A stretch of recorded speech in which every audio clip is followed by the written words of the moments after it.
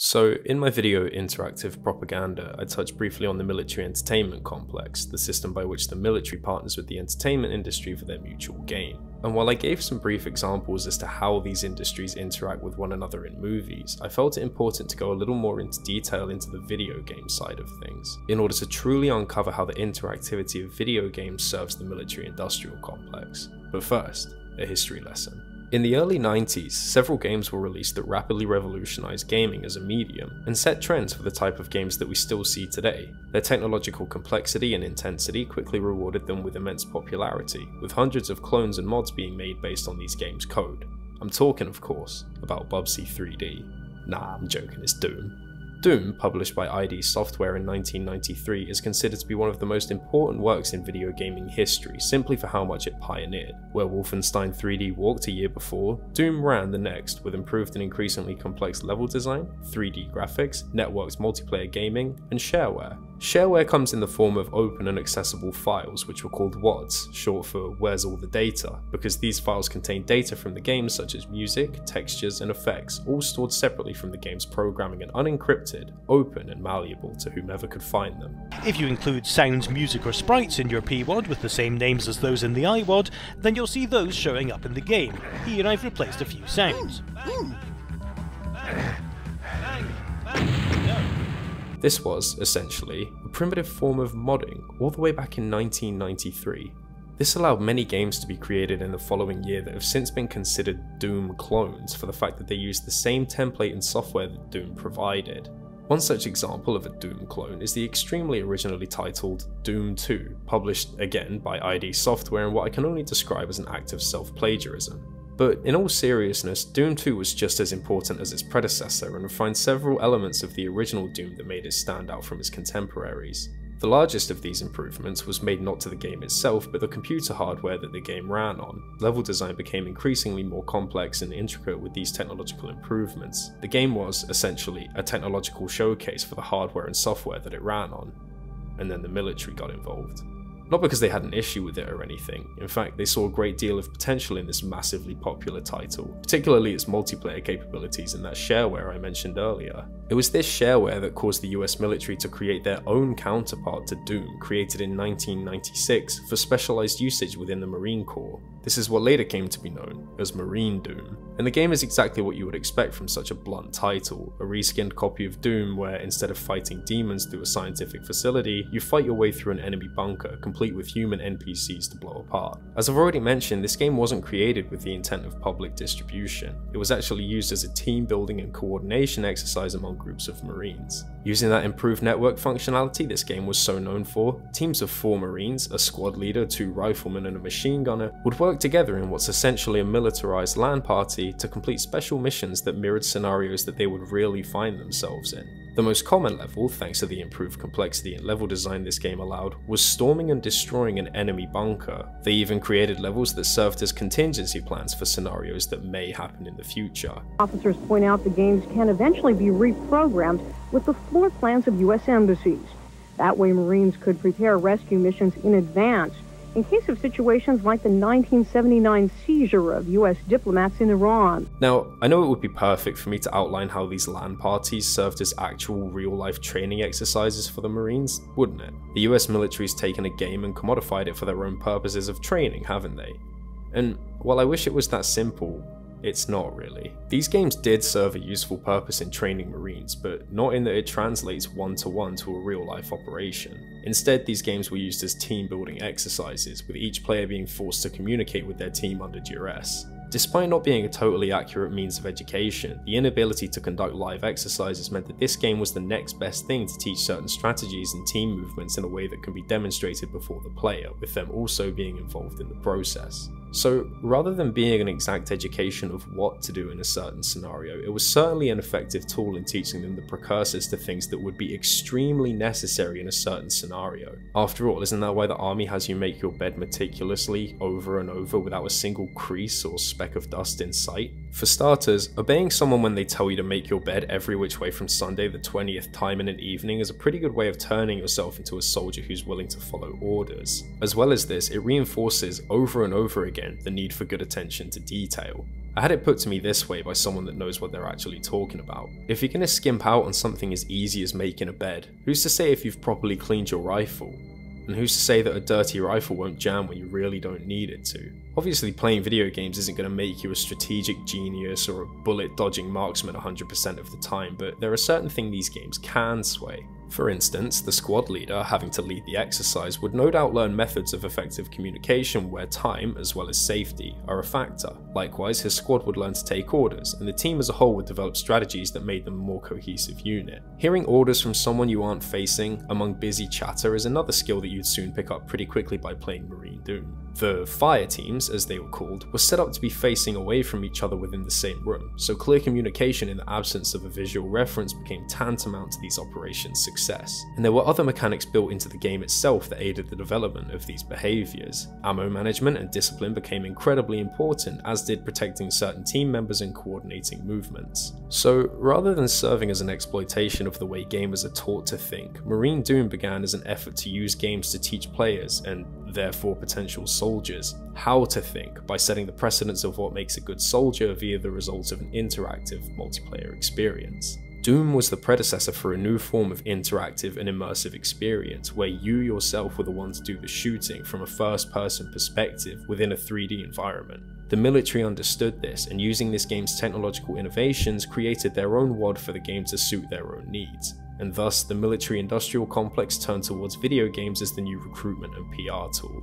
Now, this might sound like a surprisingly humble beginning to the insidious, manipulative force that I discussed in the main video. Whereas those games have refined the medium to revise history and alter attitudes towards it, Marine Doom looks like a brain trainer in comparison, not trying to shape thoughts but rather thought patterns and ways of thinking. But consider the fact that Doom, and subsequently Doom 2, were extremely early pioneers of 3D environments and network multiplayer matches as we know them today. The military saw these components and immediately devised a way to use them to their own advantage. This means that they were at the forefront of entirely new technologies and media, commodifying them for their own gain. In 1994, it was using WODs to create a primitive form of military simulator, but since then it's taken shape in using social media for military outreach, using VR for immersive training scenarios, and developing a series of driverless, remote-controlled tanks to use alongside real tanks on the battlefield. The government has been at the forefront of all of these new technologies for decades, figuring out new ways to commodify them, appropriate them, and repurpose them to suit their own needs, and it's no different in the case of video games. So reskinning a pre-existing commercial product for private usage might seem like a humble beginning for all the issues that have since become evident across military shooters. But it was just that, a beginning. The beginning of the military's understanding of what these mediums are capable of and how they impact learning patterns. And then they began to think, if we can do all of this with a pre-existing template, what could we do if we started from scratch and built a game from the ground up? And that's exactly what they did. And in 2002, their flash of genius paid off with the release of America's Army. America's Army is a first-person shooter game released in 2002 on the 4th of July, Jesus, which predates the very first Call of Duty game by an entire year. Whereas Call of Duty has gradually incorporated more and more elements of pro-American historical revisionism over time, America's Army instead took a different route, serving as a direct recruitment tool for the US military. The game has a unique structure in terms of its gameplay and progression system, one you could almost describe as pioneering for how many echoes of it you still see in the current gaming landscape. Before combat, the player is taken through training sequences which mirror those of actual US military training exercises. These include live fire drills, target practice, and even having to earn a virtual medical training certification if you want to play as a combat medic within the game. This game blends the interactive elements of first-person shooters with accurate, reliable, and up-to-date information that serves an educational purpose. It was designed to not only be what the developers called a time waster of a game, but to educate, inform, and potentially recruit new members of the armed forces, with the same going for its sequels. These games aren't just entertainment, they're a communication and outreach tool, recruitment propaganda to generate interest in the US military and thin out anybody who would quit out of basic training for a lack of preparedness or knowing what to expect. The games were even taken to schools throughout the US and showcased to further generate interest in enlistment. And it worked. The game, having been directly created to draw attention to the US military and keep it within the consciousness of its player base, has successfully redirected nearly 30% of its 13 million registered accounts to its partnered recruitment website, GoArmy. Casey Wardinsky, a US colonel and one of the game's key developers, outright admitted that this game only serves to recruit potential soldiers in an interview with GameSpot back in 2005. I'm a big believer in the volunteer army, so my hope is America's Army does its part to make sure that recruiting does work and we continue to get kids interested in being soldiers, and that we continue to have people to volunteer to do this for a living. And they achieve this by essentially gamifying military enlistment and training at every step. The game's progression system, by forcing you to improve certain skills like marksmanship and endurance, which gives you actual perks and advantages during the game's combat, reflects military training to become a more suitable combatant and fighter. It uses the progression system of a first-person shooter to encourage the player to train to become a better soldier, and reflects that through gameplay. I mean, hell, the game's progression system is literally called honor, which is one of the 7 values the US military aims to promote and have its troops abide by. At every step of this game, they're trying to draw parallels to the real process of enlisting in the US military in order to prepare and groom its player base to join up. It blends real elements of combat training like certifications and drills with the more typical aspects of an FPS like an XP system to essentially turn war into a game, and trick the player into believing their own suitability for enlistment. This isn't the same as Call of Duty, which comparatively is much more surface level a depiction of war than a military simulator. This is something else. The game's trying to blur the boundary between game and reality, truth and fiction, and capability at a video game with the suitability of being a soldier. It's deceptive in how true to reality it is. It tells you everything you need to know about how the military operates, without any of the weight, seriousness, or considerations such a life-altering decision actually deserves. I mean, after all, the best propaganda always has some element of truth in there somewhere, right? What's hilarious about the software and intended effect of this game is that it seems to have come full circle. The game's template has been adapted into several highly specific and specialized versions, each to be used by certain branches of the US military and government agencies. For example, the CIA has used their own version of the game in order to conduct training operations rather than depend on conducting these exercises and lessons in real life. So in essence, the same thing happened with this game that happened with Marine Doom, except this time to a game that was created by the US government. So this essentially proves, without a doubt, the military learning capabilities that are baked into this game and its foundations, which is being marketed to children. And this brings me to one more thing that I have yet to mention. So now that we've just discussed how the government uses video games to make new soldiers, I want to briefly touch on the inverse, how video games are inspired by the operations of the US military, as though I didn't spend an hour doing just that in the main video. The game of concern, once again, is Call of Duty Modern Warfare. Yeah, it turns out that there's even more parallels to real history in this game than I realized, or at least real events. You see, besides shock and awe, there's one other mission in this game that's gone down in gaming history as perhaps the most iconic part of this entire game. This, of course, being Death from Above. Death from Above is the 8th mission in Modern Warfare, which sees the player take control of an AC-130 gunship to provide covering fire for the protagonist you were just playing as, Task Force 141. Whereas the previous mission features the player getting down and dirty in the heat of the fighting, this mission instead places the player at a distance from it, free from the threat of close quarters combat. They're also geared up with infinite ammo cannons with which to rain down hell on the insurgents who are attacking your allies, making you the aforementioned Death from Above. The game tries to stay as faithful as possible to the real operation of an AC-130 by allowing the player to alternate between heat detecting camera modes to distinguish between threats and allies, as well as being forced to look for the actual targets before firing in order to minimize the risk of friendly fire or a war crime.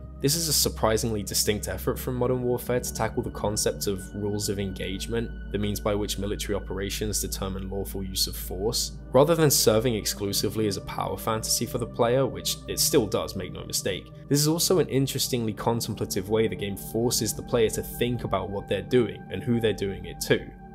Or at least, it could have been. This mission does force the player to think about the rules of engagement, but only in a rather superficial way. Friendly forces who are off limits are marked by very obviously flashing strobes, which all but removes the risk of friendly fire or unnecessary casualties. There's also this line at the start of the mission. TV, confirm you see the church in the town. We see it. Start the clock. Roger that. We're there. Start talking.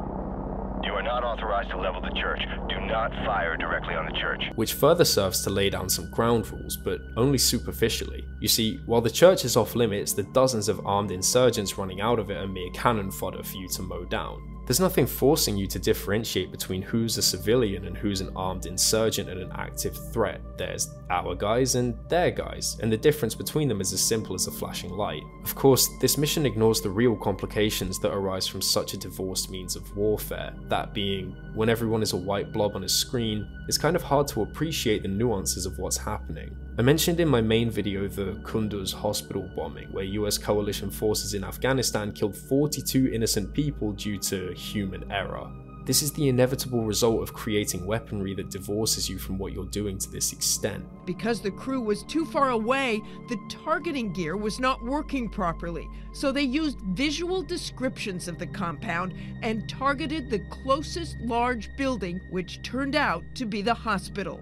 The normal backups like real-time video feeds streamed back to headquarters were not working either, but the AC-130 crew went ahead and relentlessly blasted the building for close to 30 minutes. The operators of the AC-130, and to a much greater extent the player of the Modern Warfare mission, are separated from what's really happening. But enough about that. Why am I now all of a sudden mentioning this mission? Well, here's the thing. I found footage from the real mission that inspired it. Yeah, it turns out that when you search AC-130 mission into YouTube, the first thing that comes up isn't the Call of Duty mission, but footage from an actual AC-130 deployment in Afghanistan that's since been declassified. And you can tell that this is the inspiration due to the eerily similar dialogue between the real mission and that in the game. You are not authorized to level the church. Do not fire directly on the church. This is the mosque. Do not engage the mosque. Roger. Yeah, good kill. I see lots of little pieces down there. I know those two guys. I saw them flying apart. This is gonna be one hell of a highlight reel.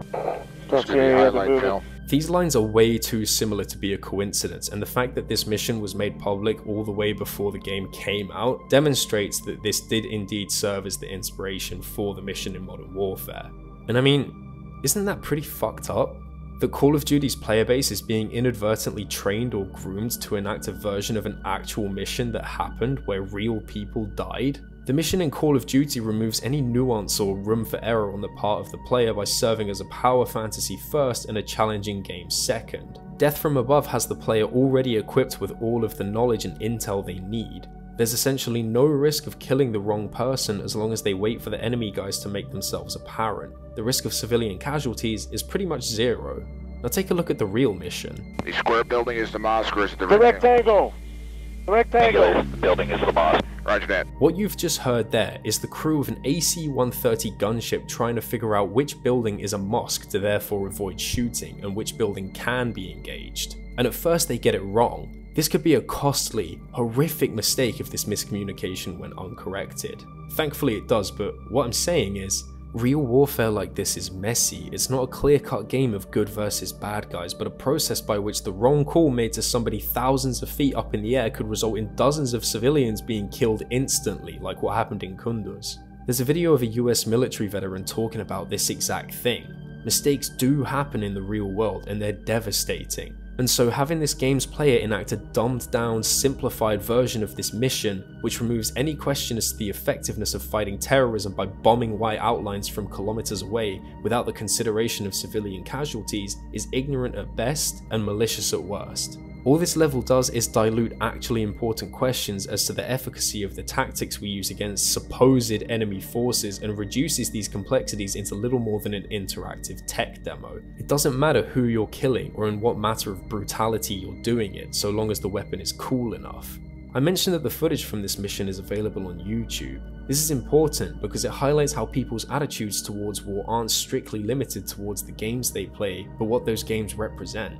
Look at this footage from the game. Now look at the footage from the real life mission. They're practically indistinguishable, and this is by design. The game divorces the player from the action by distorting it through heat vision cameras rather than seeing what's actually happening. And the same goes for the real mission. Looking at the comments of this video, you'll find a shockingly high number of people commenting on seeing people getting blown to pieces. Actual real-life people, who each lived lives and had personalities, are reduced to white dots on a screen to then be shot at by the cool gun or whatever. They're watching people die, and they don't even care. The game, in its depiction and faithfulness to this real footage, has turned real war and death and destruction into little more than an abstraction, vague concepts on screen that serve to entertain us. Worse, people treat this real footage like a joke, a meme, minimizing what they're actually seeing because they're shielded from what's actually happening before them. If this was straight camera footage from the ground level, there would be only a fraction of commenters laughing about it in the way that they do, but it's not, and because of that, it's much more acceptable. The commenters laugh about seeing these real people dying and the situation that led them to that point, and treat them as the one-dimensional bad guys from their video game. One person even refers to them as OPFOR, which I know is a real military term meaning opposing force, but is also the name of the enemy forces in Modern Warfare's campaign. Many other people refer to them as rats, roaches, and all forms of dehumanization that's no doubt made easier by the fact that the footage prohibits you from seeing their personhood before they get blown to smithereens by the good guys. This is what I mean. Call of Duty has taken inspiration from the complexities of a real-world event and, much like in Shock and Awe, dumbed them down to be simple enough to fit within a good versus evil narrative. The problem here, as opposed to in Shock and Awe, is that the player's actions are much closer to representing what happens in reality than any other part of the game. Nowhere in the real world do you click a mouse button or press something on a controller to fire a gun that you're holding. There's always some layer of distance between your actions and what happens on a screen. But remotely controlling guns via a screen that feeds the information to you in thermal imaging, that's much closer to how it's done in reality than any form of firearms operation. The medium and what it's attempting to represent are way too similar to easily be distinguishable at a glance. And what's the result of this similarity between reality and fictional entertainment? The fiction, of course, gains some weight due to its resemblance to reality, there's no doubt about that. But more importantly, the reality on which the fiction is based loses its impact on the spectator. Real-life conflicts and death all of a sudden get looked at through the same lens as that with which you observe a video game. Detachment, alienation, dehumanization, and most upsettingly, entertainment. This is the problem with the military entertainment complex. It gets us used to these heavy concepts like watching people die and reduces this to a battle of good versus evil, a power fantasy to give you a break from actually being threatened by the action. It turns actual war into entertainment that the players themselves can take part in. And then these same players don't even care about the mission that inspired it because it lacks that element of interactivity in these events that made the mission so iconic in the first place. But most importantly, they don't care because in their eyes they've been there and done that themselves in a way, so it doesn't impact them almost as much as it should when they see the true brutality of war. That is the true power of scenes like these in video games. Video games have proven themselves a useful medium in creating enthusiasm for warfare and viewing the enemy as just that, pixels on a screen, a means by which we demonstrate our prowess and prove ourselves superior. By combining elements of narrativization and interactivity within that narrative, as well as using the format of video games to divorce ourselves from the reality of our actions, we're grooming ourselves into passively accepting the brutality of war, allowing ourselves to become complicit and even proactive in it in some places, and to accept the idea that we can become combatants ourselves, having an active role in the battle given the right circumstances. Through video games, we're teaching ourselves to become soldiers, and it's all a result of the military entertainment complex.